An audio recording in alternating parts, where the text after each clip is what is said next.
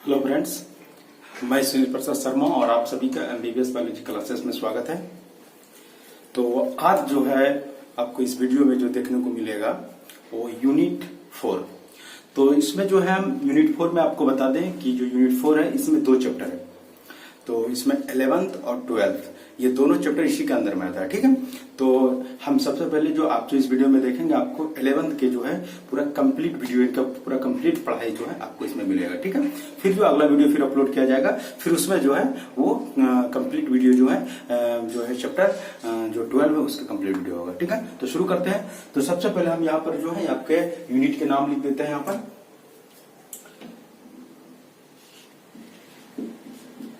Unit 4, ठीक है।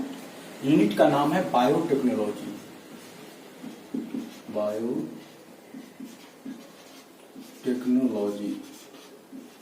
ठीक है, जिसको हिंदी में कहा जाता है जैव प्रौद्योगिकी, ठीक है। चलिए अब आपको बता दें इससे जरूरी चीज, इसमें जो यूनिट 4 में जो टोटल नंबर आएगा, टोटल इसमें जो मार्क्स आता है वो रहता है 12 मार्क्स के, ठीक है। इस यूनिट को यदि आप कंप्लीट से पढ़ते हैं तो आपको 12 मार्क्स इनसे आपको मिल सकता है, ठीक है। चलिए अब यहां पर हम आप शुरू करते हैं। तो इनमें जो चैप्टर 11 है जिसको आप लोग अध्याय बोलते हैं, जिसको चैप्टर, ठीक है, चैप्टर 11। देखिए चैप्टर का जो नाम है वो हम सबसे पहले बात करेंगे।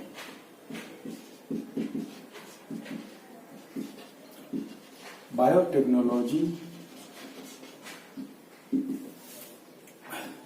प्रिंसिपल्स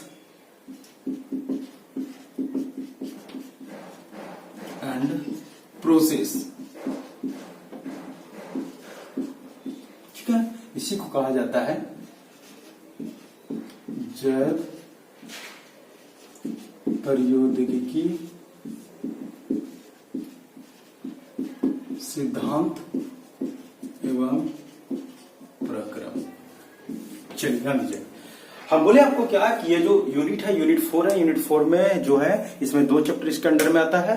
पहला हो गया चैप्टर 11 जिसका अध्याय 11 और अध्याय 12 दोनों आता है। तो सबसे पहले इसमें जो आप लोगों को जो वीडियो में देखने को मिलेगा वो कंप्लीट वीडियो, आपको कंप्लीट पढ़ाई जो मिलेगा वो आपको चैप्टर 11 का।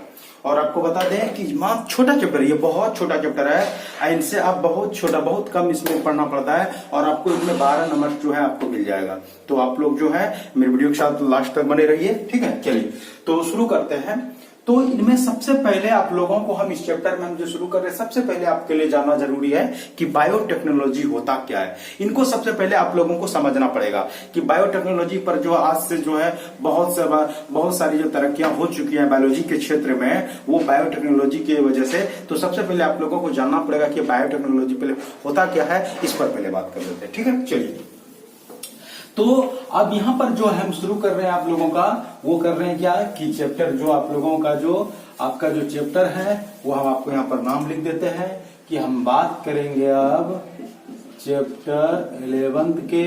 और यही चैप्टर यहां पर शुरू होगा जिसका नाम है जैव प्रौद्योगिकी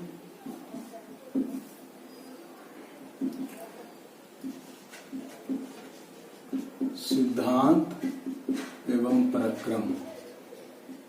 चलिए इसी पर हम बात करेंगे और ये चैप्टर आपका यहाँ पर क्या होता है, शुरू होता है। तो इनमें जो सबसे पहले आप लोगों को पढ़ना पड़ेगा वो पढ़ना है बायोटेक्नोलॉजी,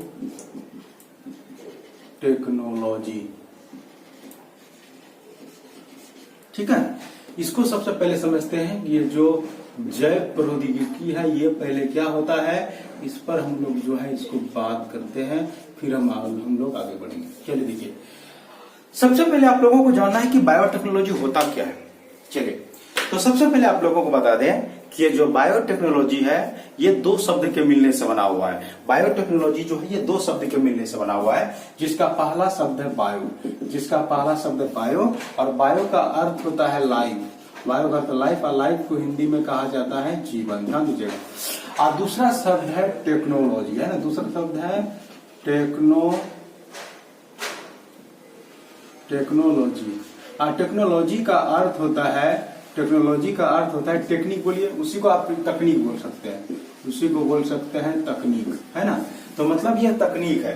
तो अब इनको आप समझिएगा ध्यान से। सबसे पहले हम आप लोगों को परिभाषा बता रहे हैं, फिर उन परिभाषा में आप लोगों को एक एक चीज पाठ हम आपको समझाएंगे, ठीक है। तो ध्यान दीजिए, बोलेंगे इसको प्रश्न में क्या कि बायोटेक्नोलॉजी एक ऐसी तकनीक है। ध्यान दीजिए क्या बोले, बोले बायोटेक्नोलॉजी एक ऐसी तकनीक है जिसके द्वारा, ध्यान दीजिएगा, बोले जिसके द्वारा जीवों या सजीवों, ध्यान यहाँ को इसीलिए बोले बायो, बायो मतलब क्या, मतलब जीवन, मतलब जिसमें जीवन हो, है ना, वही बोले आपको। तो जीवन किसमें, सजीव में होता है, तो या तो फिर आप जीव बोल सकते हैं या सजीव बोल सकते हैं, कोई दिक्कत नहीं। वही बोले आपको कि बायोटेक्नोलॉजी एक ऐसी तकनीक है, बोले कि बायोटेक्नोलॉजी एक ऐसी तकनीक है जिसके द्वारा जीवों के शरीर में, ध्यान दीजिएगा, जिसके द्वारा जीवों के शरीर से विशेष पदार्थ को प्राप्त किया जाता है ना, जिसमें जो क्या होगा कि जो स्पेशल जो मैटर होगा, सबस्टांस जो होगा, उनको क्या कहता है, प्राप्त किया जाता है। और फिर उसे हम लोग, मानव जाति है, मानव जाति अपने जीवन काल, मतलब अपनी जो दैनिक जीवन में उपयोग होने वाले महत्वपूर्ण पदार्थ का निर्माण करने में उपयोग किया जाता है, बायोटेक्नोलॉजी कहलाती है। एक बार ध्यान दीजिए क्या बोले, हम बोले आपको क्या कि बायोटेक्नोलॉजी एक ऐसी तकनीक है। ध्यान दीजिए क्या बोल रहे हैं, हो सके तो मेरे साथ आप रिपीट भी कर सकते हैं। बोले बायोटेक्नोलॉजी एक ऐसी तकनीक है जिसके द्वारा जीवों के शरीर से विशेष पदार्थ को प्राप्त किया जाता है। बोले क्या, जिसके द्वारा जीवों के शरीर से विशेष पदार्थ को प्राप्त किया जाता है और हमारे दैनिक जीवन में उपयोग होने वाले महत्वपूर्ण पदार्थ का निर्माण करने में उसका उपयोग किया जाता है। अब जो आपको हम परिभाषा बताए उनको आप अब ढंग से इनको समझिए। उदाहरण के तौर पर आपको समझा रहे हैं। तो बायोटेक्नोलॉजी से जो निर्माण किया जाता है, तो एंटीबायोटिक का निर्माण किया जाता है, इंसुलिन का निर्माण किया जाता है ना, तो बहुत सारे दवाइयां हैं जिनका निर्माण किया जाता है। अब जो आपको हम बता रहे हैं उसको आप लोग ध्यान दीजिएगा।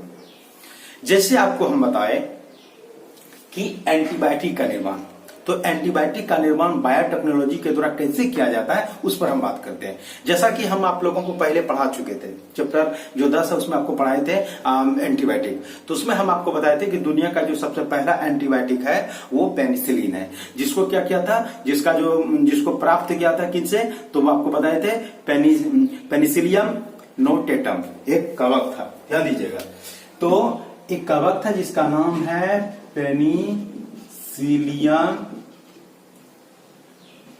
नोटेटम। ध्यान दीजिएगा, पेनिसिलियम नोटेटम, पेनिसिलियम नोटेटम। ध्यान दीजिएगा, ये कवक है, ये कवक है, ये भी एक क्या है, जीव है ना, ये कवक है।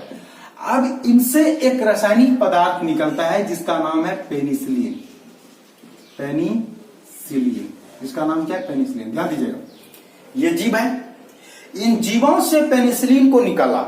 अब ये पेनिसिलिन को कैसे निकाला, तो यही बायोटेक्नोलॉजी के द्वारा। वही बोले कि ये जीव है, इनका जो विशेष पदार्थ था, विशेष पदार्थ कौन था, पेनिसिलिन। इस विशेष पदार्थ को निकाल लिया और उस विशेष पदार्थ का उपयोग किस चीज में किया, तो हम लोगों के दैनिक जीवन में। तो हम लोगों के लिए सबसे जो महत्वपूर्ण पदार्थ क्या हो सकता है अभी के टाइम में, तो हम लोगों के लिए महत्वपूर्ण पदार्थ क्या है, तो मेडिसिन है, दवाइयां है हमारे लिए, है ना, दवाइयां हमारे लिए जो हमें बीमारी से रखते हैं। तो ये जो पेनिसिलिन जो रासायनिक पदार्थ निकला, उस रासायनिक पदार्थ से एंटीबायोटिक, उसमें जो इस पेनिसिलिन से जो है एंटीबायोटिक बनाया गया, और वह एंटीबायोटिक जो है हम लोगों के शरीर में बीमारी होने से रोकता है। तो ये जो यहाँ से जो पेनिसिलिन जो है, पेनिसिलिन जो रासायनिक पदार्थ है, इनसे जो एंटीबायोटिक बनाया गया उसका भी नाम क्या रखा गया, पेनिसिलिन, क्योंकि उसके रासायनिक पदार्थ का ही नाम था पेनिसिलिन, इसलिए इसी नाम के आधार पर उस एंटीबायोटिक का भी नाम पेनिसिलिन ही रखा गया। ठीक है, वही हम आपको बोले, इसीलिए हम आपको बोले थे यहाँ पर परिभाषा में कि बायोटेक्नोलॉजी एक ऐसी तकनीक है। ध्यान दीजिए क्या बोले, बोले बायोटेक्नोलॉजी एक ऐसी तकनीक है जिसके द्वारा जीवों के शरीर से, यहाँ जीव कौन आ गया, पेनिसिलियम नोटेटम, है ना, तो जीवों के शरीर से विशेष पदार्थ को प्राप्त किया था। विशेष पदार्थ कौन हो गया, पेनिसिलिन हो गया। इस विशेष पदार्थ को प्राप्त किया जाता है और हमारे दैनिक जीवन में उपयोग होने वाले, तो हमारे दैनिक जीवन में उपयोग होने वाला कौन है, तो दवाई मेडिसिन है। तो हमारे दैनिक जीवन में उपयोग होने वाले महत्वपूर्ण पदार्थ का निर्माण करने में उसका उपयोग किया जाता है, वही तो बायोटेक्नोलॉजी है। वही हम आपको बोले थे कि बायोटेक्नोलॉजी, वही बोले आपको कि बायोटेक्नोलॉजी एक ऐसी तकनीक है, रिपीट कीजिए मेरे साथ, बोले बायोटेक्नोलॉजी एक ऐसी तकनीक है जिसके द्वारा जीवों के शरीर से विशेष पदार्थ को प्राप्त किया जाता है और हमारे दैनिक जीवन में उपयोग होने वाले महत्वपूर्ण पदार्थ का निर्माण करने में उसका उपयोग किया जाता है।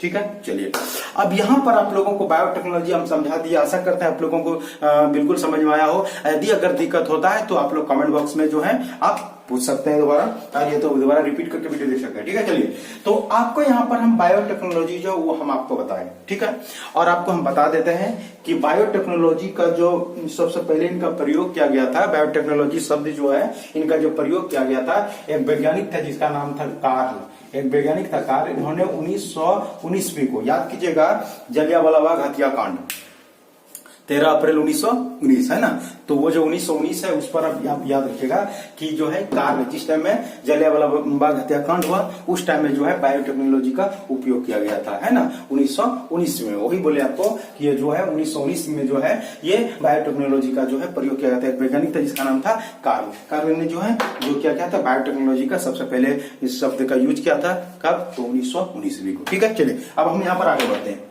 तो अब जो हम यहाँ पर जो बात करेंगे आप लोगों से वो बहुत ही जबरदस्त है, वो आप लोगों के लिए जाना बहुत जरूरी है। ये जो बायोटेक्नोलॉजी है तो इनमें आपको क्या पढ़ना है, इनके सिद्धांत, है ना। तो आपको बता दें इनके जो सिद्धांत, वही बोले कि बायोटेक्नोलॉजी के जो है 2 सिद्धांत है ना।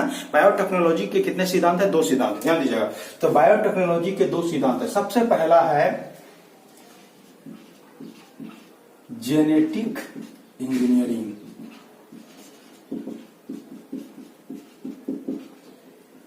जेनेटिक इंजीनियरिंग, इसी को कहा जाता है आनुवांशिक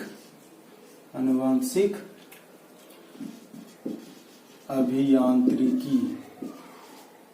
ठीक है, चलिए, और दूसरा है केमिकल इंजीनियरिंग। ठीक है, इसको कहा जाता है हिंदी में रासायनिक अभियांत्रिकी। चलिए, बायोटेक्नोलॉजी के 2 सिद्धांत, पहला हो गया जेनेटिक इंजीनियरिंग और दूसरा क्या हो गया, केमिकल इंजीनियरिंग। पहला हो गया आनुवांशिक, इसे बोलते हैं आनुवांशिक अभियांत्रिकी, और दूसरा क्या हो गया, रासायनिक अभियांत्रिकी। ठीक है, तो ये दोनों सिद्धांत को आप लोगों को जानना पड़ेगा। तो सबसे पहला जो हम बात करेंगे यहाँ पर, तो जेनेटिक इंजीनियरिंग का बात करेंगे, आनुवांशिक अभियांत्रिकी का पहले बात करेंगे, और ये बहुत इंपॉर्टेंट है और ये आप लोगों का जो है एग्जाम में आएगा। जेक वाले हो गया, अब जो है वो उनके लिए बहुत इंपॉर्टेंट, आप लोग जो है इनको आप पढ़ लीजिए एक बार में, आपका कंप्लीट हो जाएगा। अब ये बहुत इंपॉर्टेंट है, इस पर बहुत सारी बात भी होगा। फिलहाल इनकी जो क्वेश्चन अभी बनेगा उसको कंप्लीट करेंगे, फिर इनकी बहुत सारे छोटे छोटे पार्ट्स में आता है, वो सब सारी चीज आप लोगों को हम बताएंगे। चलिए शुरू करते हैं। तो सबसे पहला जो है जेनेटिक इंजीनियरिंग, सबसे पहले जो हम बात करेंगे अभी वो जेनेटिक इंजीनियरिंग का बात करेंगे, आनुवंशिक अभियांत्रिकी के बारे में बात करेंगे। तो सबसे पहले आप लोगों को बता दें कि ये जो जेनेटिक अभियांत्रिकी है, इनका जो खोज किया 2 वैज्ञानिक था। पहला था स्टैनले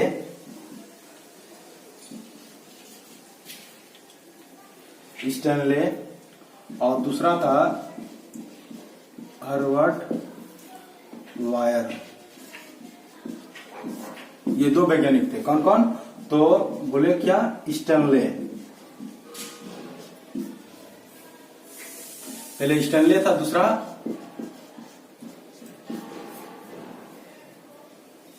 हर्बर्ट वायर। ये 2 वैज्ञानिक था। कौन कौन, तो स्टैनले हो गया, दूसरा हर्बर्ट। इन्होंने जो है 1973 ईस्वी में 1973 ईस्वी में जेनेटिक इंजीनियरिंग का इन्होंने खोज किया था। जेनेटिक इंजीनियरिंग के बारे में जो सबसे पहले बताया वो स्टैनले था और हर्बर्ट वायर था। ये दोनों ने मिलकर जो है सबसे पहले जो है 1973 ईस्वी में जो है जेनेटिक इंजीनियरिंग को पूरी दुनिया के सामने में लाया। वही बोले आपको कि जेनेटिक इंजीनियरिंग का जो खोज किया था वो स्टैनले और हर्बर्ट बायर नामक वैज्ञानिक ने 1973 ईस्वी में किया। हम बोले आपको क्या कि जेनेटिक इंजीनियरिंग का जो खोज किया वो स्टैनले एवं हर्बर्ट बायर नामक वैज्ञानिक ने 1973 ईस्वी में जो है ये पूरी दुनिया के सामने में इनको रखा गया। ठीक है, चलिए अब हम बात करेंगे कि ये जेनेटिक इंजीनियरिंग पहले होता क्या है, फिर उसके बाद हम आप लोगों से बात करेंगे कि जेनेटिक इंजीनियरिंग क्या है। ठीक है, चलिए तो सबसे पहले जो है आपको हम इनका परिभाषा बताते हैं, फिर आपको हम इनमें बताएंगे कि जेनेटिक इंजीनियरिंग क्या होता है उस पर। ठीक है, ठीक सुनिए ध्यान से। बोले क्या किसी डीएनए को, ध्यान दीजिएगा, बोले किसी डीएनए को एक निश्चित बिंदु पर तोड़कर, ध्यान दीजिएगा, बोले किसी डीएनए को एक निश्चित बिंदु पर तोड़कर, बोले क्या किसी डीएनए को एक निश्चित बिंदु पर तोड़कर मनोवांछित डीएनए को प्राप्त करना। ध्यान दीजिएगा, हम बोले आपको क्या कि किसी डीएनए को एक निश्चित बिंदु पर तोड़कर मनोवांछित डीएनए को प्राप्त करना और फिर उसे दूसरे डीएनए के साथ जोड़ देने की क्रिया को, दूसरे डीएनए के साथ जोड़ देने की क्रिया को जेनेटिक इंजीनियरिंग, और इसी का ही एक दूसरा नाम है, इसी का ही एक और दूसरा नाम है जिसको कहा जाता है recombinant DNA technology. Recombinant DNA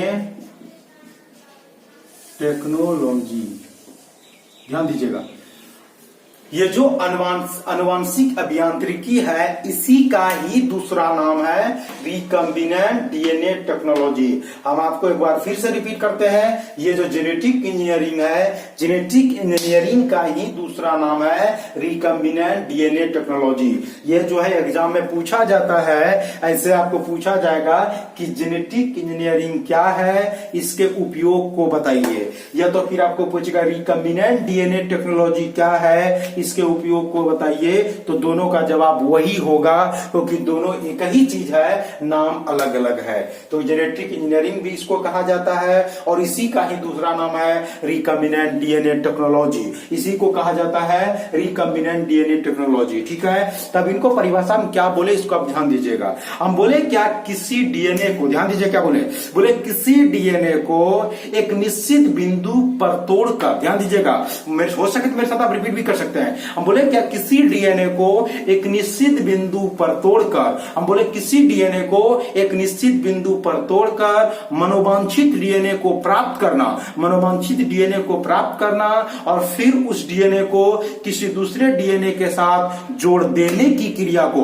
वो जो मनोवांछित डीएनए हम प्राप्त किए और फिर उस डीएनए को दूसरे डीएनए के साथ जोड़ देने की क्रिया को कहा जाता है जेनेटिक इंजीनियरिंग, या तो फिर उसी को कहा जाता है रिकम्बिनेंट डीएनए टेक्नोलॉजी। और इनसे जो प्राप्त डीएनए हुआ और इनसे जो वो डीएनए प्राप्त हुआ उस डीएनए को कहा जाता है रिकम्बिनेंट डीएनए। उससे जो डीएनए प्राप्त हो गया पूरा जो जोड़ने के बाद जो डीएनए बनेगा उसी को कहा जाता है रिकम्बिनेंट डीएनए। ठीक है, वो एक बार फिर से रिपीट करते हैं। हम बोले आपको क्या कि जेनेटिक इंजीनियरिंग क्या है, तो रिकम्बिनेंट डीएनए टेक्नोलॉजी क्या है, तो क्या बोलेंगे उसको परिभाषा में। हम बोले आपको परिभाषा में कि किसी डीएनए को, ध्यान दीजिएगा, बोले किसी डीएनए को एक निश्चित बिंदु पर तोड़कर, हम अभी चित्र द्वारा हम आपको समझाएंगे, बोले क्या किसी डीएनए को एक निश्चित बिंदु पर तोड़कर मनोवांछित डीएनए को प्राप्त करना, मनोवांछित डीएनए को प्राप्त करना और फिर उसे दूसरे डीएनए के साथ जोड़ देने की क्रिया को, दूसरे डीएनए के साथ जोड़ देने की क्रिया को जेनेटिक इंजीनियरिंग, या तो फिर उसी को रिकम्बिनेंट डीएनए टेक्नोलॉजी कहते हैं, या तो फिर उसी को रिकम्बिनेंट डीएनए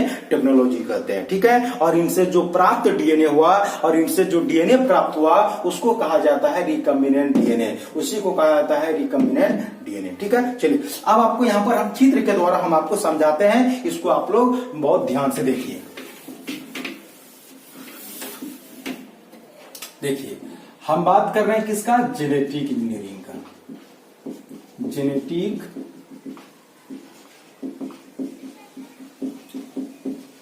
जेनेटिक इंजीनियरिंग का, और इसी को हिंदी में क्या कहते हैं, अनुवांशिक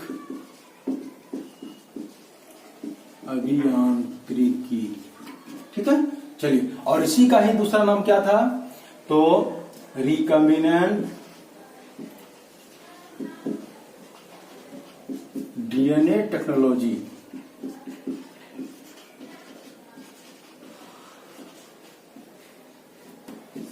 चलिए अब आपको समझाते हैं, यहां पर चित्र तो इसको समझिएगा जरा। हम यहां पर जो डायग्राम बना रहे हैं वो डीएनए का, ठीक है, ध्यान दीजिएगा।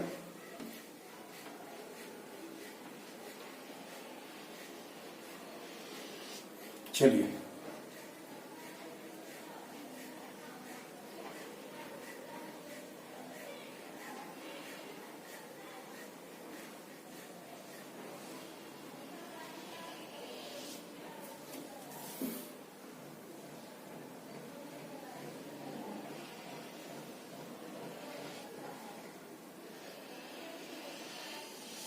चलिए यहां पर आप डीएनए देख सकते हैं, ठीक है।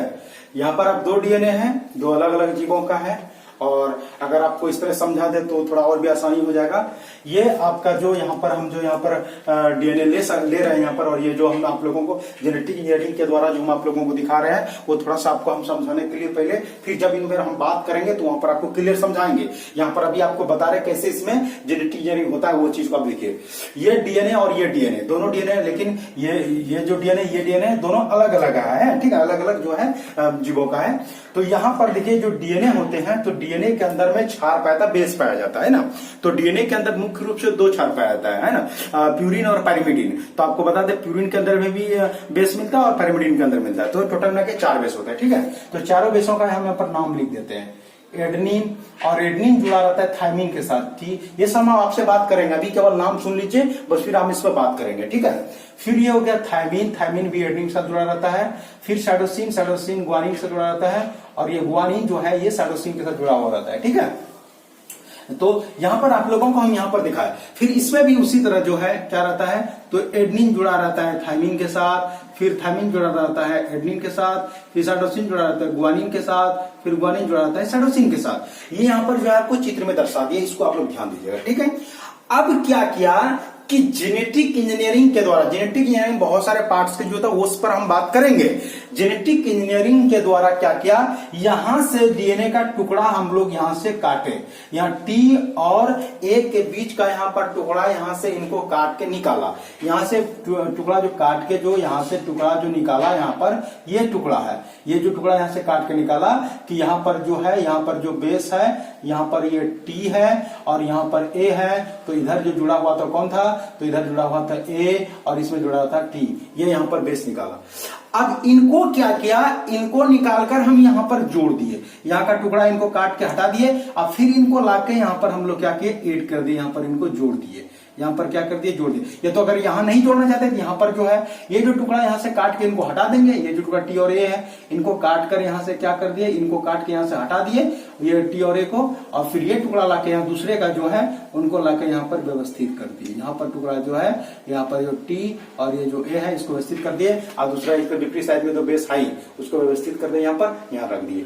तो यहां से डीएनए का टुकड़ा पहले निकाला। आप ध्यान दीजिएगा, वही बोले आपको, किसी डीएनए से, ध्यान दे, वही बोले किसी डीएनए के एक निश्चित बिंदु पर तोड़कर, या डीएनए निश्चित बिंदु तोड़ के बाहर कर लिया, और फिर इस डीएनए को दूसरे डीएनए के साथ, ये डीएनए हुआ, यहां के इसको क्या करते, जोड़ दिए। ये जो जोड़ दिए, इस क्रिया को कहा जाता है जेनेटिक इंजीनियरिंग, और इसी का ही दूसरा नाम है रिकॉम्बिनेंट डीएनए टेक्नोलॉजी। ध्यान दीजिएगा। अब यहां पर बहुत सारे बच्चे के मन में होता होगा, क्या कैंची से काट कर निकाल दिया, यहां पर क्या फेविक्विक से जोड़ दिया, तो उस पर हम बात करेंगे अभी, ठीक है। यहां जो काटने वाला था वहां पर जो है वो, वहां पर जो काटने वाला है वो इंडोन्यूक्लियस एंजाइम काम आता है, और फिर यहां पर जोड़ने में जो काम आता है वो लाइगेज एंजाइम का काम आता है। इस पर आप ध्यान नहीं दीजिए, आपको हम ये बताएंगे करके, सारा चीज बताएंगे आप लोगों को, ठीक है। तो यहां पर जो है, यहां पर इसको काटने का जो काम किया, वो काटने वाला कौन था, तो इंडोन्यूक्लियस एंजाइम। फिर यहां जोड़ने वाला कौन था, तो जोड़ने वाला जो है यहाँ लाइगेज एंजाइम था, उस पर हम बात करेंगे। तो यहां पर वही बोले आपको कि किसी डीएनए से किसी डीएनए को एक निश्चित बिंदु पर तोड़ करिए, किसी डीएनए को निश्चित बिंदु तोड़ लिया और मनोवांछित डीएनए प्राप्त किया। ये मनोवांछित डीएनए प्राप्त किया, मनोवांछित मतलब अपने इच्छा के अनुसार प्राप्त किया, ठीक है। अब फिर इस डीएनए को क्या करेंगे, दूसरे डीएनए के साथ जोड़ देने की क्रिया को क्या कहता है, इस क्रिया को कहता है जेनेटिक इंजीनियरिंग, या तो फिर उसी को कहा जाता है रिकॉम्बिनेंट डीएनए टेक्नोलॉजी, ठीक है। और ये जो पूरा उसके बाद तो ये पूरा डीएनए प्राप्त हुआ, इसी को कहा जाता है रिकम्बिनेंट डीएनए। ये जो फिर अब जोड़ने के बाद जो डीएनए अब प्राप्त बन गया पूरा, इस डीएनए को कहा जाता है रिकम्बिनेंट डीएनए। ठीक है, आशा करते हैं आप लोगों का क्लियर हो गया होगा जेनेटिक इंजीनियरिंग। ठीक है, अब चलिए यहाँ पर आप लोगों को जो जेनेटिक इंजीनियरिंग आप लोगों को बताई, यहाँ पर आपको ये आपको उनकी परिभाषा भी बता दी और आपको समझा भी दिए। लेकिन अब जो हम आप लोगों के सामने जो बात कर रहे हैं उसको ध्यान दीजिएगा। अब जो सवाल आएगा इसमें, तो जेनेटिक इंजीनियरिंग का उपयोग आप लोगों को हम शुरू में बोले, अभी बोल रहे हैं, इसमें एग्जाम में जो सवाल आएगा कि जेनेटिक इंजीनियरिंग क्या है, इसके उपयोग को बताइए, है ना। ये तो फिर इसके महत्व को बताइए, तो महत्व में इसके लाभ को बताएंगे, है ना, और इसका हानि बताएंगे। वही बोले इनके उपयोग, वही इसके जो लाभ है उसके बारे में बात करना है। तो हम यहाँ पर जो है इनके उपयोग के बारे में यहाँ पर हम बात करते हैं। तो वही बोले कि जेनेटिक इंजीनियरिंग का जो उपयोग जो है, उनका जो उपयोग है उनको अब पढ़ना शुरू करते हैं। मतलब इनके जो मैथ बोल सकते हैं आप, तो इसके यूज किसमें होता है, तो वही तो उसके मैथ में लाभ है, वही चीज हो गया। ठीक है, चलिए अब शुरू करते हैं। तो जेनेटिक इंजीनियरिंग का जो उपयोग है, मतलब इनका जो उपयोग किया जाता है ना, तो उस पर हम बात करेंगे। तो चलिए, जिसको आप महत्व बोल सकते हैं, चलिए इनका जो उपयोग किया जाता है, इनके जो महत्व आप बोल सकते हैं इनको, तो इनके हम महत्व पर बात करेंगे। इनके जो इम्पोर्टेंस है, इम्पोर्टेंस जो है इसके महत्व, उस पर बात करेंगे। तो सबसे पहला इनमें जो महत्व है उन पर हम बात करते हैं। उनका जो महत्व में सबसे पहले जो है इनके लाभ का बात बोलेंगे, और लाभ में जो सबसे पहला जो आपको हम बात करेंगे उस पर। तो सबसे पहला जो इनका लाभ करेंगे किसमें, तो कृषि के क्षेत्र में। इसका जो हम इनके जो उपयोग की बात करेंगे वो किस पर करेंगे, इनके जो महत्व में जो लाभ है सबसे पहले किस पर बात करेंगे, तो इनके तो कृषि के क्षेत्र में हम बात कर रहे हैं। किनमें, तो कृषि के क्षेत्र में। कृषि के क्षेत्र में, कृषि के क्षेत्र में जो है इसका उपयोग कैसे किया जा रहा है उस पर हम बात करेंगे। ठीक है, चलिए अब आप लोग ध्यान दीजिएगा। आप लोगों को पहले ही आप लोगों का बेस बनाते हुए हम आए हैं। याद कीजिए, आप लोग अगले वीडियो में आप लोग देखे होंगे नाइट्रोजन फिक्सेशन, आपको हम बताए थे। हम आप लोगों को बताए थे कि जितने भी दलहनी पौधा है, लेग्यूम फैमिली का जो पौधा है ना, आपको पहले बताया, या तो मटर कुल के जो जितने भी पौधे हैं, सब के जड़ में जो है एक गांठ पाई जाती है ना। उस गांठ का जो रंग होता है वो गुलाबी होता है। वो लेग हीमोग्लोबिन के वजह से जो है उसका रंग गुलाबी होता है। लेग हीमोग्लोबिन की वजह से जो है उसका जो है रंग, जो उस गांठ का जो रंग होता है, न्यूड्यूल का जो लूम्फ का जो रंग होता है वो गुलाबी होता है। वो लेग हीमोग्लोबिन की वजह से होता है। ठीक है, चलिए तो आपको बताए, तो जो गांठ है, तो गांठ के अंदर में एक बैक्टीरिया पाई जाती है। उस बैक्टीरिया का नाम है राइजोबियम। आप लोगों को बता दिए थे उस बैक्टीरिया का क्या नाम है, राइजोबियम बैक्टीरिया, है ना। और आपको बता दें, उस राइजोबियम बैक्टीरिया के अंदर में क्षमता होती है। क्या क्षमता होती है, तो वायुमंडल में उपस्थित जो नाइट्रोजन है, नाइट्रोजन को नाइट्रेट में बदलने की। अब आप लोगों को पहले भी बताए थे, जिसके अंदर जो काबिलियत होती है उसके लिए एक जीन जिम्मेदार होते हैं। जो भी उनके अंदर काबिलियत है, अगर कोई लड़का पढ़ने में तेज है तो इसके लिए उनके अंदर एक जीन काम कर रहा है जो उनके पढ़ने में तेज होने के लिए जिम्मेदार है ना। अगर कोई लड़का पढ़ने में कमजोर है तो उनका कारण उसके अंदर में उनके लिए एक जीन जिम्मेदार है, जिनके वो जीन जो है वह कमजोर है, इस वजह से बच्चा पढ़ने में कमजोर है। अगर हमारे अंदर कोई भी काम यदि हो रहा है तो उनके पीछे एक जीन जिम्मेदार है। ठीक है, ठीक उसी प्रकार जो है वह बैक्टीरिया, जो राइजोबियम बैक्टीरिया है, वह राइजोबियम बैक्टीरिया नाइट्रोजन को नाइट्रेट में बदलने की क्षमता होती है। वह जो राइजोबियम बैक्टीरिया है, राइजोबियम बैक्टीरिया में नाइट्रोजन को नाइट्रेट में बदलने की क्षमता होती है। इसका मतलब यह हुआ कि उसके अंदर जो है नाइट्रोजन को नाइट्रेट में बदलने के लिए उसके अंदर एक जीन जिम्मेदार है। तो वो जो नाइट्रोजन को नाइट्रेट में बदलते हैं, तो नाइट्रोजन को नाइट्रेट में बदलने के लिए उसके अंदर एक जीन जिम्मेदार है, और उस जीन का नाम है निफ जीन। उस जीन का क्या नाम है, निफ जीन। अब आप लोग ध्यान दीजिए, कृषि के क्षेत्र में कैसे इनका उपयोग किया जाता है उनको आप समझिएगा। तो वो जो है निफ जीन, आप ध्यान दीजिएगा। तो इसमें जो राइजोबियम बैक्टीरिया है, राइजोबियम जो बैक्टीरिया है, इसके अंदर जो है राइजोबियम जो बैक्टीरिया है, राइजोबियम बैक्टीरिया के अंदर जो है क्या होता है कि राइजोबियम बैक्टीरिया के अंदर में एक जीन होते हैं, एक जीन होता है, और ये जीन का नाम है निफ जीन। इस जीन का क्या नाम है, निफ जीन। इसका नाम है निफ जीन। ठीक है, ये जो जीन है इसी का नाम है निफ जीन। इसी का नाम है निफ जीन। इसी का नाम है निफ जीन। अब ध्यान दीजिएगा, निफ जीन है। तो वैज्ञानिक ने क्या किया, जेनेटिक इंजीनियरिंग के द्वारा रिकम्बिनेंट डीएनए टेक्नोलॉजी के द्वारा राइजोबियम बैक्टीरिया के शरीर में जो उपस्थित निप जीन है,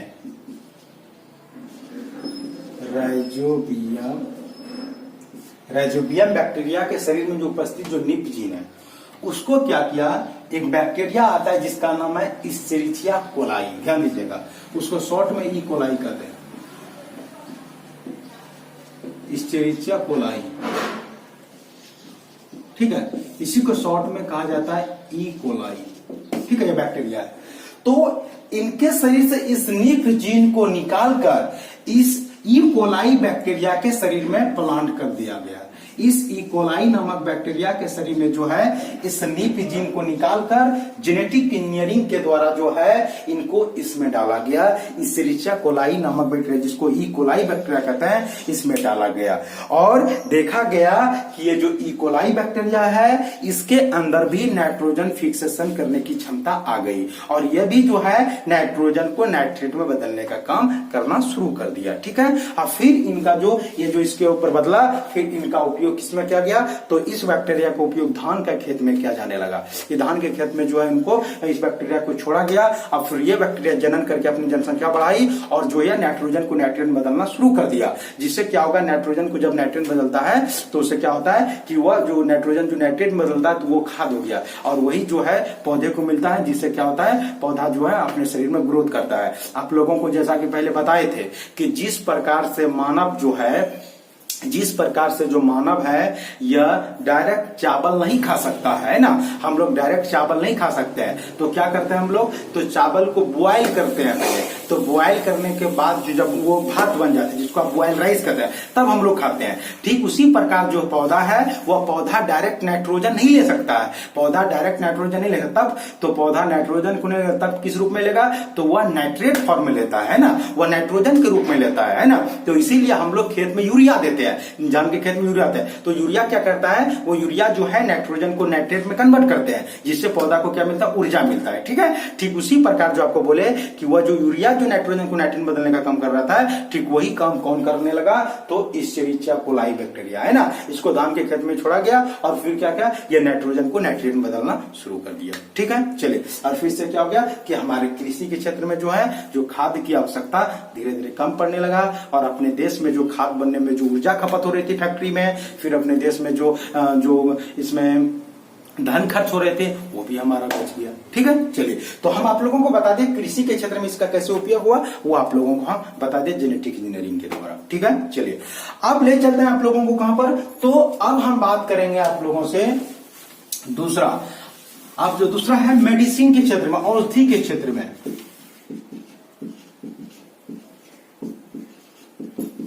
औषधि के क्षेत्र में। चलिए ध्यान दीजिएगा, अब ये औषधि के क्षेत्र में इसका कैसे उपयोग होता है उसको आप लोग ध्यान दीजिए, ठीक वही। तो अब जो हम बात करेंगे इसको आप लोग पहले सुन लीजिए ध्यान से, फिर हम इस पर बात करेंगे। आप लोग डायबिटीज का नाम सुने होंगे, जिसको कहा जाता है, आप लोग शुगर पेशेंट जिसको बोलते हैं, जो शुगर से ग्रसित है। तो सबसे पहले आपको बताए कि ये जो डायबिटीज होता क्या है, ये डायबिटीज क्या है इसको पहले समझते हैं तभी आपको समझ में आएगा डायबिटीज क्या होता है, किनके कारण होता है, क्यों होता है, इस चीज को समझना पड़ेगा। तो आपको बता दें सबसे पहले कि जो डायबिटीज है कैसे क्या कारण होता है उसका सारा बात करेंगे। उससे पहले आप लोगों को अग्नाशय समझना पड़ेगा। हम जो बात करें किसका, अग्नाशय का, तो इस अग्नाशय के बारे में आपको पहले जानना पड़ेगा, उनके बाद ही आपको जो है ये समझ में आएगा। तो आप थोड़ा सा, आप यहाँ पर जो हम थोड़ा डायग्राम बना रहे हैं तो उनको अगर होगा तो आप लोग जरा ध्यान दीजिएगा, उसके बाद आपको क्लियर समझ में आएगा। तो इस चित्र के माध्यम से आपको हम अग्नाशय जो आपके पेट में है वो आपको हम दिखाना चाह रहे हैं, और इस चित्र का दूसरा कोई मकसद नहीं है, हम इस चित्र को आपके तक जो है, ताकि आपको ये पता होना चाहिए कि आपके शरीर के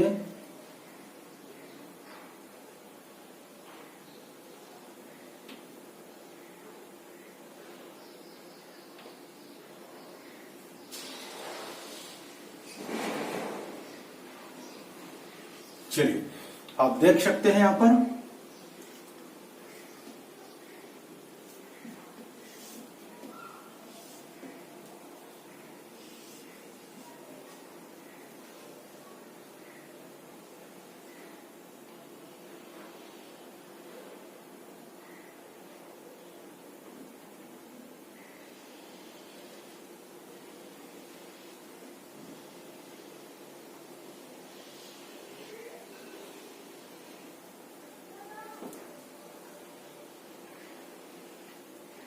चलिए ध्यान दीजिएगा, ये हो गया अमाशय, और इस जगह से जो है यहां पर जो है, और फिर यहां पर आपका क्या हो जाएगा, आपका जो लीवर है, लीवर हो गया, और यहां पर जो है, यहां पर क्या आ जाएगा, ये जो पित्ताशय है। चलिए ध्यान दीजिएगा, अब यहाँ जो ये नीचे आएगा ये छोटी आंत हो जाएगा। अब इससे नीचे जाने से हमको कोई मतलब नहीं है, हम बात करेंगे अग्नाशय का। ये जो आप देख रहे हैं यही अग्नाशय है, जो लाल अग्नि की तरह आपको दिखाई देगा, लाल अग्नि की तरह दिखाई देगा, है ना। तो यही जो है यही अग्नाशय, यही अग्नाशय हो गया। ये जो अमाशय है जिसको आप लोग अमाशय इसी को कहते हैं, स्टोमैक हो गया, ये अमाशय हो गया, और ये अमाशय के बाद जो यहाँ पर क्या है, यही है अग्नाशय। तो आपको बता दें ये जो दिखाई दे रहा है ये लीवर हो गया, जिसको आप लोग क्या कहते हैं, यकृत कहते हैं। यह मानव शरीर का सबसे बड़ा ग्रंथि है, यकृत। यकृत मानव शरीर का सबसे बड़ा ग्रंथि है, और यही जो है ये सबसे बड़ा हो गया। अब दूसरा नंबर पे कौन, अग्नाशय। तो अग्नाशय जो मानव शरीर का दूसरा सबसे बड़ा ग्रंथि है ना, मतलब यकृत के बाद यही है। अग्नाशय जो है ये हमारे शरीर का दूसरा सबसे बड़ा ग्रंथि है, ठीक है।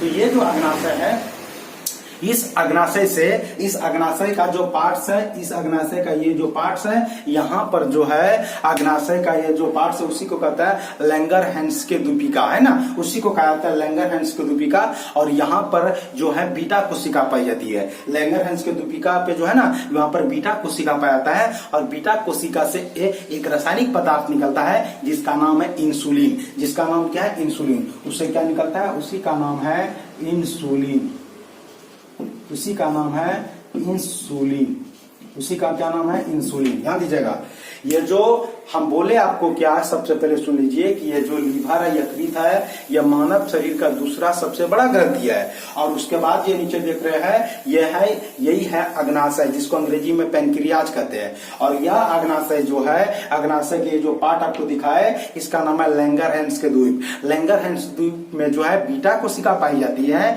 और बीटा कोशिका से जो है एक रासायनिक पदार्थ निकलता है जिसका नाम है इंसुलिन, उसी का नाम है इंसुलिन। तो आपको बता दें अग्नाशय जो है, यह जो है इसको कहा जाता है, ये मिक्स ग्लैंड कहा जाता है ना, तो मतलब यह अंतःस्रावी बाह्यस्रावी दोनों होते हैं, ठीक है। चलिए ध्यान दीजिएगा, तो ये जो क्या हो गया, तो इनसे एक रासायनिक पदार्थ निकलता है, बीटा कोशिका से एक रासायनिक पदार्थ जिसका नाम है इंसुलिन, और यही इंसुलिन हार्मोन है। और यही जो इंसुलिन क्या करता है, जब आपके शरीर में इंसुलिन की मात्रा कम हो जाता है, आपके शरीर में इंसुलिन की मात्रा कम हो जाता है, तो आपको जो है डायबिटीज नाम का बीमारी होता है।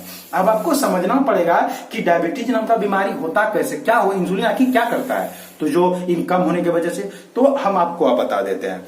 हम लोग जो भोजन खाते हैं, ध्यान दीजिएगा, हम लोग जो भोजन खाते हैं, तो हमारे भोजन में जितनी कैलोरी ऊर्जा की आवश्यकता होती है उतना हमारे शरीर में जो है वह उनका उपयोग होता है, उतना वर्ण होता है, उतना उजलता है ना।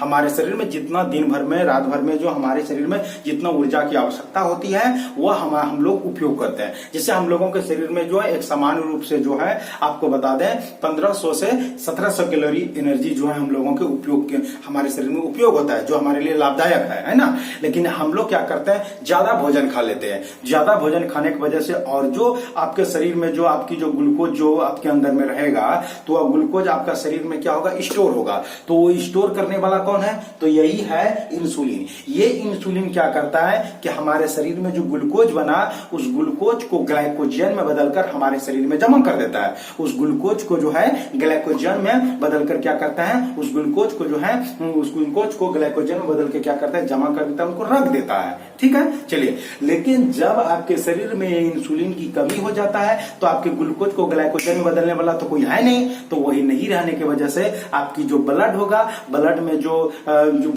आपकी जो ग्लूकोज की मात्रा बढ़ेगा। तो ग्लूकोज क्या, कार्बोहाइड्रेट है, तो कार्बोहाइड्रेट जब आपके शरीर में जब बढ़ेगा तो उस वही जो ब्लड में जो जब कार्बोहाइड्रेट की मात्रा धीरे धीरे आपका बढ़ने लगेगा, तो वही कार्बोहाइड्रेट जो बढ़ा तो उन्हीं को कहा जाता है, उसी को शुगर, उसी को कहा जाता है डायबिटीज। वही आप डायरेक्ट समझ सकते हैं इसको कि शरीर में इंसुलिन का कमी होना डायबिटीज कहलाती है ना। तो अगर तुम्हारे आपके शरीर में अगर इंसुलिन का कमी होता है उसी को डायबिटीज, ठीक है। और आपको बता दें, जब आपके शरीर में इंसुलिन ये कमा तो डायबिटीज हुआ, है ना। और जब यही इंसुलिन आपके शरीर में जब ज्यादा हो जाएगा तो उससे भी एक बीमारी होता है, उसका नाम है हाइपोग्लाइसीमिया। उसी का नाम है हाइपोग्लाइसीमिया। उसी का क्या नाम है, तो हाइपोग्लाइसीमिया, उसी का नाम है हाइपोग्लाइसीमिया। जब आपके शरीर में क्या होगा, इंसुलिन की मात्रा बहुत अधिक निकलने लगे, बहुत ज्यादा स्राव होने लगेगा, तो उसको कहा जाता है हाइपोग्लाइसीमिया। अब आपको पता है हाइपोग्लाइसीमिया में क्या होगा, तो हाइपोग्लाइसीमिया में आपकी जो रिप्रोडक्टिव जो क्षमता होती है, जनन शक्ति जो होती है, जो आपकी सेक्स पावर होती है, वो धीरे धीरे क्या होता है, बहुत लो हो जाते हैं, पूरा कम हो जाएगा, है ना।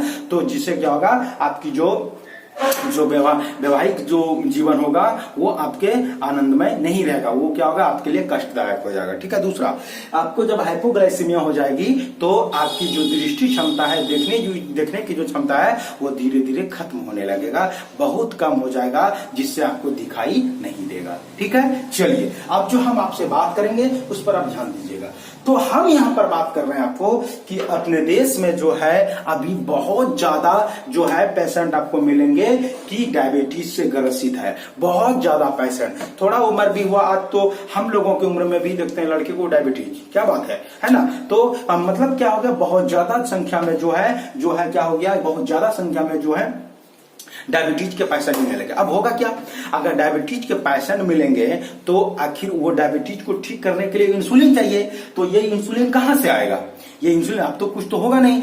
तो पहले के जमाने में क्या किया जाता था, गाय हुआ, बकरी हुआ, है ना, तो इन सब जानवरों को मारकर, सुअर हुआ, इन जानवरों को मारकर उनसे इंसुलिन निकाला जाता था, और इंसुलिन का उपयोग मानव जाति अपने डायबिटीज को ठीक कर, अपना डायबिटीज में करते थे। लेकिन आपको बता दें कि उस जानवरों का जब उन लोगों ने इंसुलिन का उपयोग किया तो बहुत सारे आदमियों के शरीर में एलर्जी होने लगी, है ना, बहुत सारे आदमियों को शरीर में एलर्जी होने लगा। तो आदमियों को एलर्जी होने से बचने के लिए जो है, क्योंकि वो सक्सेस तो नहीं हुआ, एलर्जी हो जाता था, पूरा एकदम वो उल्टी होने में पूरा शरीर फूल जाता था, तो एलर्जी होता था, तो पूरा कष्ट हो गया। तो इनसे बचने के लिए जो है तब जो है बायोलॉजी के क्षेत्र में काम होना शुरू हुआ, वो भी जेनेटिक इंजीनियरिंग पर, बायोलॉजी क्षेत्र में। तो ये जेनेटिक इंजीनियरिंग के द्वारा क्या क्या उनको अब आप लोग समझिएगा कि बायोलॉजी के क्षेत्र में जेनेटिक इंजीनियरिंग क्या कमाल किया है, उसको आप लोग ध्यान दीजिएगा।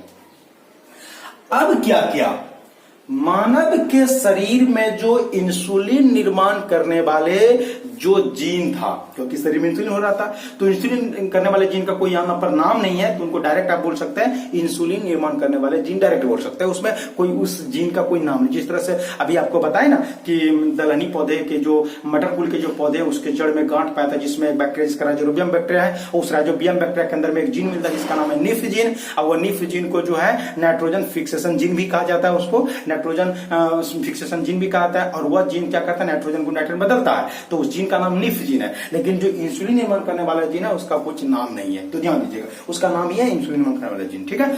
तो वह जीन क्या करता है, ध्यान दीजिएगा, वह जो इंसुलिन निर्माण करने वाले जो जीन था मानव के शरीर में, तो जेनेटिक इंजीनियरिंग के द्वारा क्या किया कि मानव के शरीर में जो इंसुलिन निर्माण करने वाले जीन है, उस जीन को जेनेटिक इंजीनियरिंग के द्वारा निकाला, और उस जीन को, ध्यान दीजिएगा, उस जीन को क्या किया, एक बैक्टीरिया है, उस जीन को क्या किया, एक बैक्टीरिया, जिसको भी पहले भी आपको बताया, एक बैक्टीरिया जिसका नाम है ई कोलाई। इस ई कोलाई नामक बैक्टीरिया के अंदर में इस इंसुलिन निर्माण करने वाले जो जीन है उसको इसमें प्लांट कर दिया, है ना। उसको जो है इंसुलिन निर्माण करने वाले जीन को निकालकर जो है उसको क्या कर दिया, ई कोलाई नाम के जो बैक्टीरिया, इस्चेरिचिया कोलाई, उसी को बोलते हैं इस्चेरिचिया कोलाई नामक जो बैक्टीरिया है, उसमें उसको प्लांट कर दिया, मतलब उसमें स्थानांतरित डाल दिया, है ना, जेनेटिक के द्वारा। जब उसमें डाला गया तो उसमें देखा गया कि मानव जो इंसुलिन का निर्माण कर रहे थे उनसे 10 गुना ज्यादा जो है यह ई कोलाई नामक बैक्टीरिया इंसुलिन का निर्माण करना शुरू कर दिया। और वह इंसुलिन जो निकला, तो इनसे जो इंसुलिन निकला, उस इंसुलिन को इंसुलिन ना कहकर उसे ह्यूमुलिन कहा गया, उसे ह्यूमुलिन कहा गया, उसी को उसी को ह्यूमिलिन कहा गया, इसी को जो है ह्यूमिलिन, उसी को ह्यूमुलिन, उसी को ह्यूमिलिन कहा गया। ठीक है, ध्यान दीजिएगा। बोले क्या कि इनके शरीर में जो इंसुलिन का निर्माण हुआ, हमारे शरीर में जो इंसुलिन का निर्माण हुआ, तो हमारे शरीर में जो इंसुलिन, उसे इंसुलिन कहा जाता है। लेकिन जब वही इंसुलिन जब निर्माण जब ये ई कोलाई बैक्टीरिया करता है तो उसे ह्यूमुलिन कहा जाता है, उसी को ह्यूमिलिन कहा जाता है। ठीक है, इसी को कहता है ह्यूमुलिन, इसी को ह्यूमिलिन, इसी को ह्यूमिलिन ह्यूमुलिन, इसी को ह्यूमुलिन कहा जाता है। ठीक है, चलिए अब हम आपको बताएं, जब ये जब यहाँ पर इससे जो इंसुलिन का निर्माण जिसको ह्यूमुलिन कहा गया, और यही ह्यूमुलिन जो है क्या हुआ, यही ह्यूमुलिन जो है अभी जो है दवाई के रूप में, इंजेक्शन के रूप में पूरे विश्व में मिल रहा है, जिससे हम लोग को बहुत आसानी से मार्केट में मिल जा रहा है ना। बहुत आसानी से इंसुलिन का टैबलेट खरीद के खा रहे हैं, बहुत आसानी से इंजेक्शन लगा के हम लोग अपना इस डायबिटीज से बच रहे हैं, है ना। चलिए ये फायदा हो रहा है हमारे बायोटेक्नोलॉजी में उपस्थित जो जेनेटिक इंजीनियरिंग है उसके द्वारा। ठीक है, चलिए तो हम यहाँ पर आपको औषधि के क्षेत्र में क्या लाभ था वो हम आपको बता दिए। ठीक है, चलिए अब हम बढ़ते हैं आगे। अब जो हम बात करेंगे जो तीसरा नंबर है, वो तीसरा नंबर किसमें इसका उपयोग करते हैं, तो अयस्क के निष्कर्षण में। तीसरा नंबर क्या बोले, अयस्क के निष्कर्षण में, अयस्क के निष्कर्षण में। अयस्क के निष्कर्षण में इसका उपयोग कैसे करते हैं उसको ध्यान दीजिएगा। तो जमीन से जब अयस्क को निकाला जाता है तो अयस्क पर ऊपर बहुत सारे अशुद्धियां रहते हैं, उस अशुद्धि को गैंग कहते हैं ना। तो वही बोले कि अयस्क को जब जमीन से निकाला जाता है तो उसके ऊपर बहुत सारे अशुद्धि रहते हैं, अशुद्धियां रहते हैं, जैसे कि मिट्टियां रहती हैं और भी बहुत तरह के पदार्थ रहते हैं, जिसको कहा जाता है गैंग कहा जाता है। अब उस गैंग को हटाना है, तो इसको गैंग को हटाने के लिए पहले टाइम में क्या किया जाता था कि उनको जो है गर्म किया जाता था, या तो फिर उनको जो है गर्म, उसको जो है उनको पानी में डाल के उनको धोया जाता था, है ना, ताकि उनसे मिट्टियां सब खत्म हो। लेकिन अब आपको बता दें क्या कमाल होगा, उसको ध्यान दीजिएगा। तो जेनेटिक इंजीनियरिंग के द्वारा जो है अपघटित बैक्टीरिया तैयार किया गया है ना। जेनेटिक इंजीनियरिंग के द्वारा है जो है अपघटित बैक्टीरिया को तैयार किया गया है, जिससे क्या करता है कि वह बैक्टीरिया को उस अयस्क के ऊपर जिसमें अशुद्धियां लगा हुआ है उसके ऊपर डाला जाता है, और वह बैक्टीरिया जो कुछ ही समय में जो है वह अयस्क के ऊपर में जो अशुद्धियां था उस अशुद्धियां को जो है कुछ ही समय में जो है उसको अपघटित कर देता है। ठीक है, और फिर उसके ऊपर जो है क्या करते हैं, पानी डाल देते हैं। अब पानी डालने के बाद क्या होता है कि वह जो है पानी डालने के बाद क्या होता है कि तुरंत वो साफ हो जाता है, वो अयस्क क्या होता है पूरा साफ। वही बोले आपको कि अयस्क के निष्कर्षण के क्षेत्र में। चलिए अब यहां पर आपको बता दिए, और अब जो आपका जो लास्ट में जो है चौथा पॉइंट में आपको बोल रहे हैं उसको ध्यान दीजिएगा। इसमें इसका उपयोग किया था किसमें, तो वातावरण को शुद्ध रखने में, वातावरण को शुद्ध रखने में, वातावरण को शुद्ध रखने में, है ना, शुद्ध रखने में। तो वातावरण को शुद्ध कैसे रखते हैं, शुद्ध रखने में तो कैसे रखते, ध्यान दीजिएगा। हमारे वातावरण में जब कोई आसपास में जो कोई कुत्ता मर जाता है, कोई जानवर मरा हुआ है ना, तो उनको सड़ने पचने में लमसम कम से कम 7 दिन 8 दिन लग ही जाता है ना, पूरी तरह से खत्म होने महकता है ना पूरा। लेकिन ये जेनेटिक इंजीनियरिंग के द्वारा जो बैक्टीरिया सब तैयार किया गया है, अगर कोई जीव कोई अगर मरा हुआ है तो वो बैक्टीरिया को वहां पर ले जाकर उनमें छोड़ा जाएगा, और वह बैक्टीरिया क्या करेगा कि वो जो जीव मरा हुआ है उनका शरीर को जो है वह 1 से 2 दिन के अंदर में उसको अपघटित करके उनको क्षय कर देगा, खत्म कर देगा, और वातावरण शुद्ध हो जाएगा। ठीक है, चलिए तो आपको हम बता दिए। तो ये जेनेटिक इंजीनियरिंग के जो महत्व थे वो बता दिया। अब लास्ट में जो इसका लाभ थे, इसका हानि क्या है, उस हानि के बारे में आपको बता देते हैं थोड़ा सा। इनकी हानि क्या है, तो हानि यह है कि चूंकि यह क्रिया प्रयोगशाला में होता है, ये जो है यह प्रयोगशाला में जेनेटिक इंजीनियरिंग का कम होता है, इसलिए यह खर्चालू विधि है, थोड़ा महंगा पड़ता है। वही बोले यही एक इसका हानि है, ये थोड़ा महंगा पड़ता है। ठीक है, चलिए ये हम आपका जेनेटिक इंजीनियरिंग के जो महत्व है वो हम आप लोगों के लिए जेनेटिक इंजीनियरिंग क्या है वो बता दिए। आपको ये भी बता देता है कि इनमें सवाल कैसा रहेगा, जेनेटिक इंजीनियरिंग क्या है, इसके महत्व या तो फिर इसके उपयोग को बताइए, ये सवाल रहेगा, इसका जवाब दें। बहुत इंपॉर्टेंट है, ये जैक में आएगा एकदम, वो आप तैयारी करके रखना है। ठीक है, चलिए ठीक है। अब जो है अगला टॉपिक की बात करेंगे। चलिए अब जो अगला टॉपिक के बारे में बात करेंगे,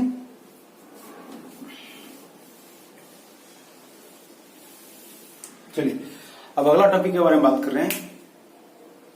जो अगला टॉपिक है वो बहुत इंपॉर्टेंट है, वो एग्जाम में आएगा, और वह है बायोपेस्टिसाइड।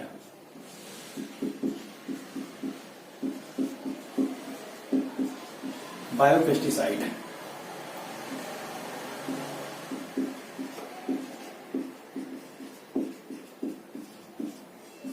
चलिए ध्यान दीजिएगा। अब जो हम बात कर रहे हैं वो कर रहे हैं बायोपेस्टिसाइड पे। तो ये बायोपेस्टिसाइड होता है क्या, पहले इन पर बात कर लेते हैं। तो ध्यान दीजिएगा, बायोपेस्टिसाइड भी दो शब्द के मिलने से बना हुआ है। बोले क्या कि जो बायोपेस्टिसाइड है, बायोपेस्टिसाइड दो शब्द के मिलने से बना हुआ है, जिसका पहला शब्द है बायो, जिसका पहला शब्द है बायो। अब बायो का अर्थ क्या होता है? लाइफ, और लाइफ को हिंदी में क्या कहते हैं? जीवन, ठीक है। और दूसरा शब्द है पेस्टिसाइड, दूसरा शब्द है पेस्टिसाइड, और पेस्टिसाइड का मतलब तो आप लोग जान ही रहे हैं, कीड़ा मारने की दवाई, मतलब कीट पतंग मारे, है ना, कीट मारने की दवाई, है ना, कीट पतंग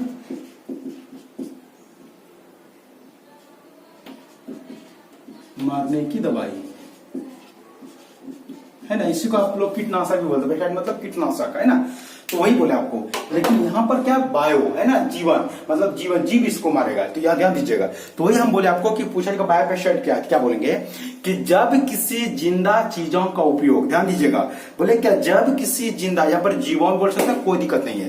बोले जब किसी जिंदा चीजों का उपयोग, जब किसी जिंदा चीजों का उपयोग कीट पतंग को मारने में किया जाता है। ध्यान दीजिए क्या बोले जब किसी जिंदा चीजों का उपयोग कीट पतंग को मारने में किया जाता है तो उसे बायोपेस्टिसाइड कहते हैं। फिर से रिपीट कर रहे हैं, आपको पूछा जाएगा कि बायोपेस्टिसाइड कहते क्या बोलेंगे? बोले जब किसी जिंदा चीजों का उपयोग, ध्यान दीजिएगा, बोले जब किसी जिंदा चीजों का उपयोग कीट पतंग को मारने में किया जाता है तो उसे बायोपेस्टिसाइड कहते हैं। आपको पूछा जाएगा कि बायोपेस्टिसाइड क्या है और इनका उदाहरण दीजिए, बहुत इंपॉर्टेंट है। तो बोलेंगे बायोपेस्टिसाइड में क्या कि जब किसी जिंदा चीजों का उपयोग, मेरे साथ कर सकते हैं, बोले जब किसी जिंदा चीजों का उपयोग कीट पतंग को मारने में किया जाता है, बोले जब किसी जिंदा चीजों का उपयोग कीट पतंग को मारने में किया जाता है तो उसे बायोपेस्टिसाइड कहते हैं। ठीक है, चलिए अब आपको जो बता रहे हैं बायोपेस्टिसाइड, तो दुनिया का जो सबसे पहला बायोपेस्टिसाइड है, दुनिया का जो पहला बायोपेस्टिसाइड है उसी का नाम है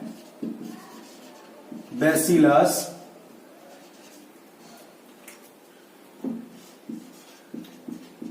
थुरिन जीएनसीस। ध्यान दीजिए, इसी का नाम है बैसिलस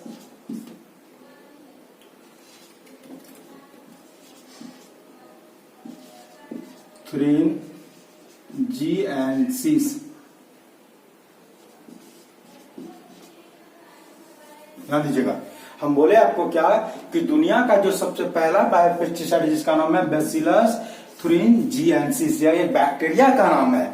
ये जो बैक्टीरिया है यही बैक्टीरिया है बैसिलस थुरिन जीएनसीस। ध्यान दीजिएगा, उसी बैक्टीरिया क्या नाम है? बैसिलस थुरिन जीएनसीस। उसी बैक्टीरिया का क्या नाम है? बैसिलस थुरिन जीएनसीस। उसी बैक्टीरिया का नाम है बैसिलस थुरिन जीएनसीस। ये सब आपके लाइफ में फर्स्ट बार आ रहा है, इनको रिपीट कीजिए तभी आप जो है इनको बोल पाएंगे। वही बोले आपको कि दुनिया का जो सबसे पहला बायोपेस्टिसाइड है उसका नाम क्या बोलेंगे? बैसिलस थुरिन जीएनसीस। इसी बैक्टीरिया क्या नाम है? बैसिलस थुरिन, बोले बैसिलस थुरिन जीएनसीस, बोले बैसिलस थुरिन जीएनसीस। से बैक्टीरिया है और यही दुनिया का पहला बायोपेस्टिसाइड है जो कीट पतंग को मारने का काम करता है। यह बैक्टीरिया होकर भी ये जो है कीट पतंग को मारने में इसका उपयोग किया जाता है। वही आपको बोले कि बायोपेस्टिसाइड क्या है, क्या बोले?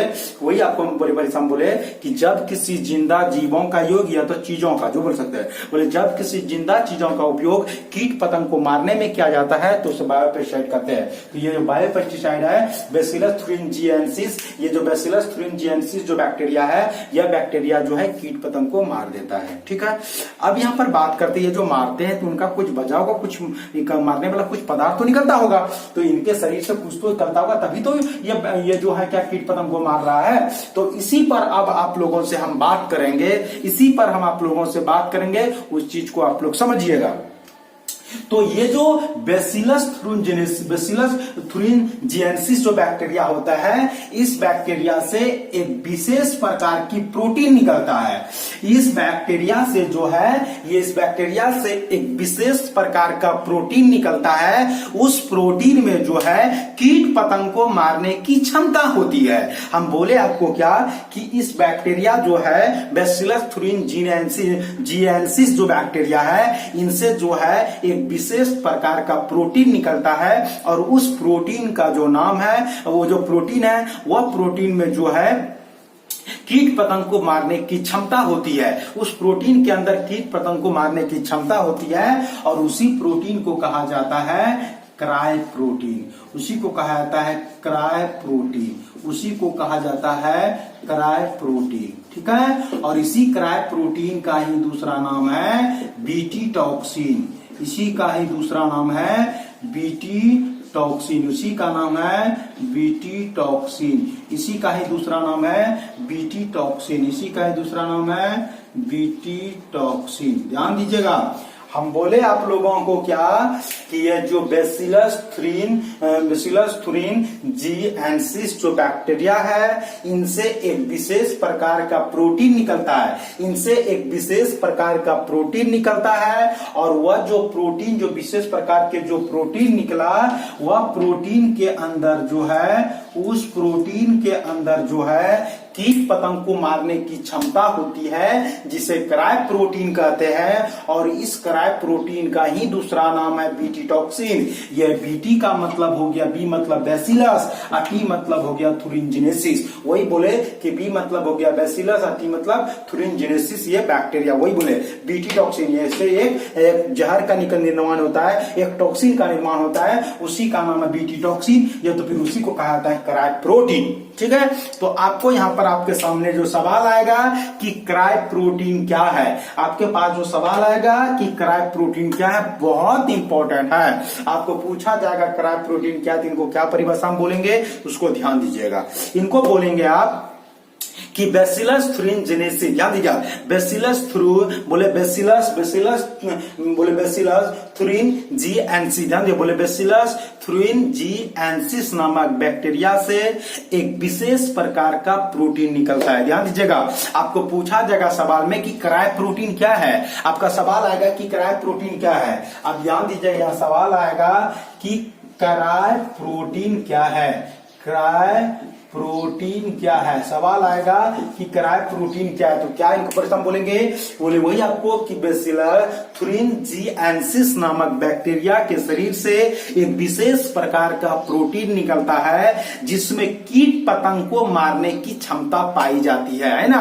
बोले क्या, जिसमें कीट पतंग को मारने की क्षमता पाई जाती है, वो जो कीट पतंग की क्षमता को, कीट पतंग को मारने की जो क्षमता पाई जाती है, उस प्रोटीन को कहा जाता है क्राय प्रोटीन, या तो फिर उसी प्रोटीन का ही दूसरा नाम क्या है, तो बीटी टॉक्सिन। उसी का ही दूसरा नाम क्या है, बीटी टॉक्सिन। अगर सवाल में आपको बीटी टॉक्सिन का भी पूछे तो वही क्राय प्रोटीन का ही परिभाषा देंगे। वही हम आपको बोले कि पूछा जाएगा क्राय प्रोटीन क्या बोलेंगे, वही हम आपको प्रश्न बोले कि बेसिलस थुरिन जीएनसिस नामक बैक्टीरिया के शरीर से एक विशेष प्रकार की प्रोटीन निकलता है, जिसमें कीट पतंग को मारने की क्षमता पाई जाती है ना, कीट पतंग को मारने की क्षमता पाई जाती है, जिसे वही बोलेंगे, जिसे क्राय प्रोटीन कहते हैं, या तो फिर जो है उसी को कहा जाता है बीटी टॉक्सिन, है ना। चलिए, आपको यहाँ पर हम क्राय प्रोटीन क्या है वो हम आपको बता दिए।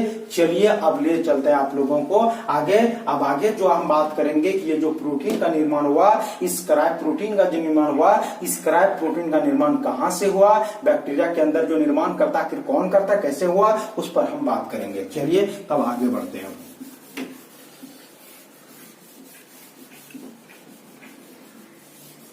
चलिए तब आगे का जो है चलिए अब जो है, अब अगला जो टॉपिक है उस पर बात करते हैं।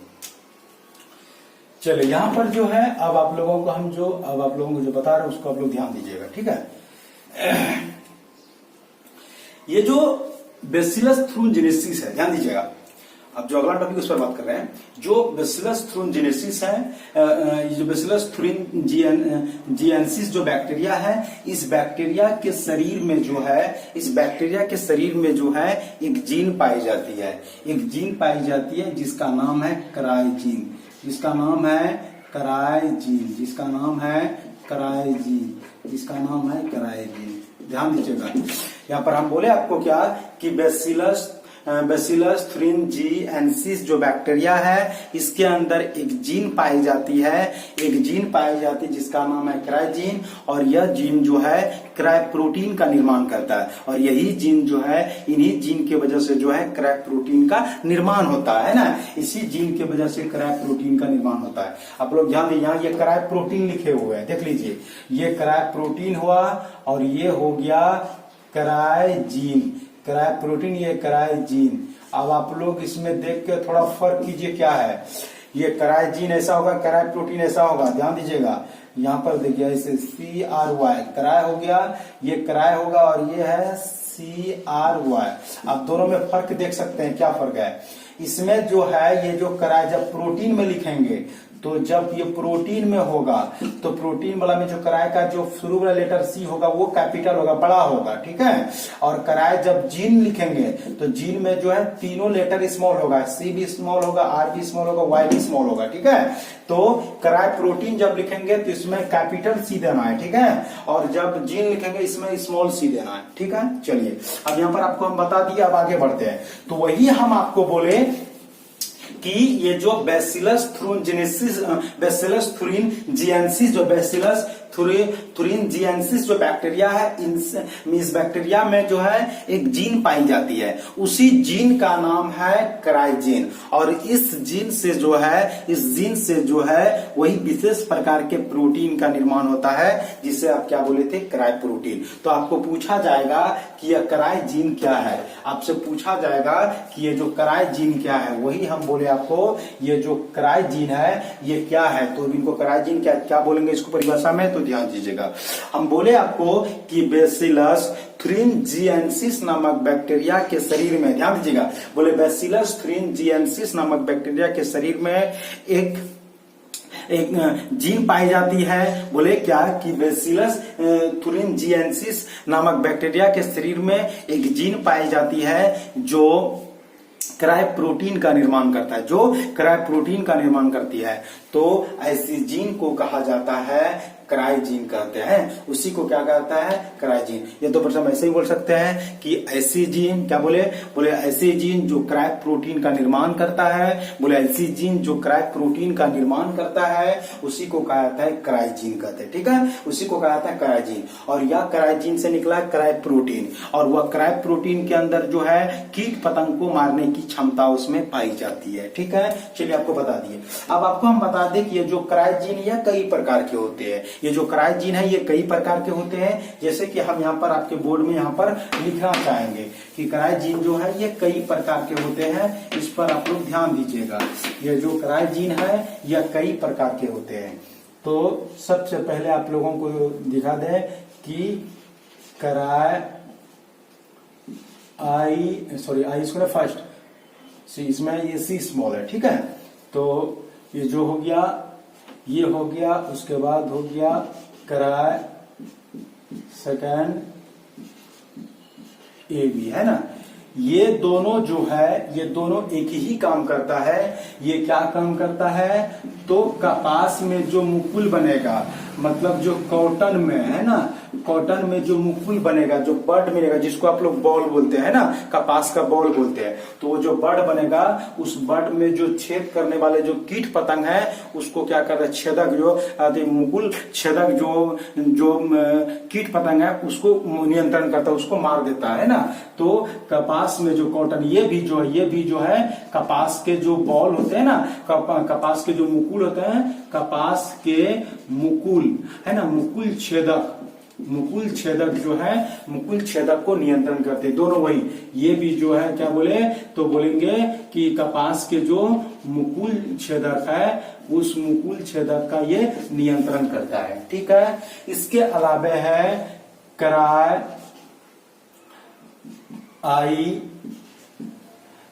ए बी, है ना, ये आई ने इसको फर्स्ट बोलते हैं, क्राई फर्स्ट, ये हो गया क्राई सेकंड ए बी, ये हो गया क्राई फर्स्ट ए बी। ये जो क्या करता है, मक्का में जो छेदक होता है, आप जो भुट्टा देख रहे हैं, भुट्टा में छेद कर देता है और वो उसका जो मेज सब है उसको खराब कर देता है। तो ये क्या करता है, यह मक्का छेदक जो होते हैं, मक्का छेदक जो कीट होते हैं उसका, मक्का छेदक जो कीट है उसका क्या करता है, छेदक का नियंत्रण, मक्का छेदक नियंत्रण करता है ना, मक्का छेदक नियंत्रण करता है। तो किसमें बताया, ये प्रोटीन का निर्माण का जिसका नाम है क्राई प्रोटीन। क्राई प्रोटीन या टॉक्सिन जहर का काम करता है और वह कीट पतंग को मार देता है, ठीक है। उसके बाद भी और इसके अलावा और भी है, जैसे आपको बताया क्राई थर्ड थर्ड जो है ये बी मतलब कैपिटल बी और स्मॉल बी, ये क्या करता है कि जो मक्का है, मक्का का जो मूल है मतलब इनके जो जड़ है, मक्का जो मूल है इसके जो जड़ है, जड़ में जड़ में जो वर्म लग जाता है, कृमि लग जाता है, मक्का मूल में जो कृमि जाता है, मूल मतलब कृमि जो लग जाता है, उस कृमि का नियंत्रण करता है, उस कृमि का नियंत्रण, उस कृमि को ये खत्म कर देता है, उनको मार देता है। ठीक है, उसके बाद है तो कराय थर्ड जो है उसके बाद थर्ड बी ए बी, कराय थर्ड ए बी जो है ये क्या करता है, कराय थर्ड ए बी जो है ये क्या करता है कि आलू में जो व्रिंग लगता है जिसको आप बीटल बोलते हैं, आलू में जो बीटल लगता है उस बीटल का नियंत्रण, आलू में जो बीटल लगता है, आलू में बीटल का नियंत्रण करता है, आलू में बीटल का ये नियंत्रण करता है, उनको बचाता है। ठीक है, चलिए कर रहे हैं, चलिए कब निकाल देते हैं। चलिए अब जो हम बात कर रहे हैं आपका जो अगला है उस पर, और ये क्वेश्चन बहुत इंपॉर्टेंट है, ये बहुत इंपॉर्टेंट है, ये 3 नंबर में आता है। ठीक है, चलिए आप जो बता रहे हैं आप लोगों को वो पढ़ा रहे हैं बीटी कॉटन, इसी का नाम है बीटी कपास बोल सकते हैं, बीटी कपास या बीटी कॉटन बोले दोनों एक ही चीज है, आप बीटी कॉटन बोलिए या बीटी कपास बोलिए एक ही चीज है ना। तो अब आपको बता दें कि ये जो बीटी कॉटन क्या है उस पर आप लोग ध्यान दीजिए। अभी आप लोगों को हम तुरंत आप लोगों को बताए थे कि दुनिया का जो सबसे पहला बायोपेस्टिसाइड है जिसका नाम है बैसिलस थ्यूरिनजीएनसिस है ना, वही बोले क्या नाम है उसका, तो बैसिलस थ्यूरिनजीएनसिस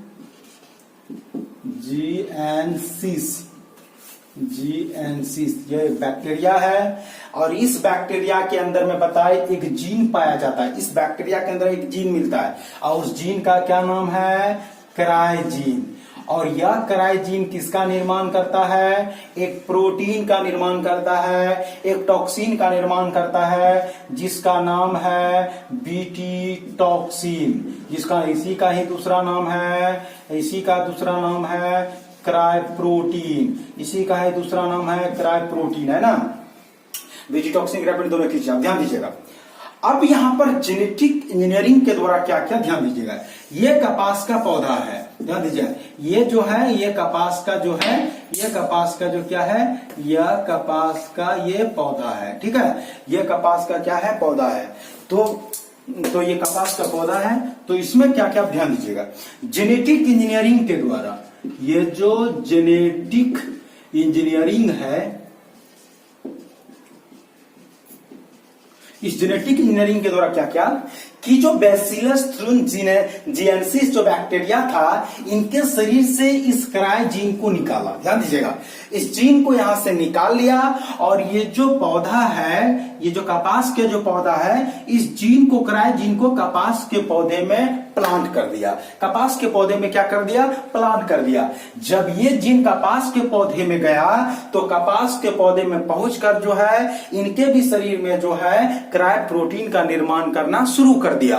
और जब इन पर कोई भी कीट पतंग आके जब कोई भी कीट पतंग जब कपास के पौधे को काटता है तो उनके शरीर से ये क्राई प्रोटीन निकलता है, बीटी टॉक्सिन निकलता है, और वह टॉक्सिन क्या करता है, उस कीट पतंग को मार देता है। तो आपको पूछा जाएगा कि बताइए कि आपको पूछा जाएगा कि बीटी कॉटन क्या है, सवाल में आपको पूछा जाएगा कि बीटी कॉटन क्या है, तो आप इनके जवाब में क्या बोलेंगे कि बीटी कॉटन का परिभाषा में क्या बोलेंगे, तो ध्यान दीजिएगा। बोलेंगे बीटी कॉटन में क्या कि बीटी कॉटन कॉटन की एक नई जाति है, ध्यान दीजिए क्या बोले बीटी कॉटन कॉटन की एक नई स्पीसीज है। बोले क्या, बीटी कॉटन कॉटन की एक नई जाति है जिसे जेनेटिक इंजीनियरिंग के द्वारा तैयार किया गया है। हम बोले आपको क्या कि बीटी कॉटन कॉटन की एक नई जाति है जिसे जेनेटिक इंजीनियरिंग के द्वारा तैयार किया गया है। उसी में बोलेंगे आपको कि दुनिया का जो सबसे पहला बायोपेस्टिसाइड है बैसिलस थ्यूरिनजीएनसिस, बैसिलस थ्यूरिनजीएनसिस जो बैक्टीरिया है, इनसे जो है जेनेटिक इंजीनियरिंग के द्वारा जो है इसके शरीर से क्रायोजीन को निकालकर इसे कॉटन के पौधे में प्लांट किया गया, उनको उनमें स्थानांतरित कर दिया गया, जिससे क्या हुआ कि कॉटन के पौधे में जो है, कॉटन के पौधे में भी जो है बीटी टॉक्सिन का जो निर्माण होने लगा। और जब इस पौधे को कोई भी कीट पतंग जब इसको काटते हैं तो उनसे क्या होता है, तो उससे जो है बीटी टॉक्सिन निकलता है और वह बीटी टॉक्सिन के कारण जो है वह कीट पतंग नष्ट हो जाते हैं, वह मर जाता है। ठीक है, एक बार हम फिर से रिपीट करते हैं। आपको पूछा जाएगा कि बीटी कॉटन क्या है, क्या बोलेंगे कि बीटी कॉटन कॉटन की एक नई जाति है। ध्यान दीजिएगा, बोले बीटी कॉटन कॉटन की एक नई जाति है जिसे जेनेटिक इंजीनियरिंग के द्वारा तैयार किया गया, जिसे जेनेटिक इंजीनियरिंग के द्वारा तैयार किया गया। उसी में बोलेंगे कि बीटी कॉटन जो है वही बोले कि बैसिलस थ्रूइनजेनेसिस नामक जो बैसिलस थ्रूइनजेनेसिस नामक जो बैक्टीरिया है, इस बैक्टीरिया के शरीर में उपस्थित जो क्रायोजीन है, उस क्रायोजीन को जेनेटिक इंजीनियरिंग के द्वारा जो है कॉटन के पौधे में प्लांट किया गया है। और यह प्लांट करने के बाद जो है वह पौधा जब उस पौधा को जब कीट पतंग जब कोई काटता है तो उस पौधे से जो है एक रासायनिक पदार्थ निकलता है, एक प्रोटीन निकलता है, जिसे उस प्रोटीन को क्राइब प्रोटीन कहते हैं। और इस क्राइब प्रोटीन की वजह से जो है कीट पतंग जो है मर जाते हैं, वह नष्ट हो जाते हैं। ठीक है, चलिए ये बहुत इंपॉर्टेंट क्वेश्चन है, एग्जाम में आएगा। बीटी कॉटन क्या है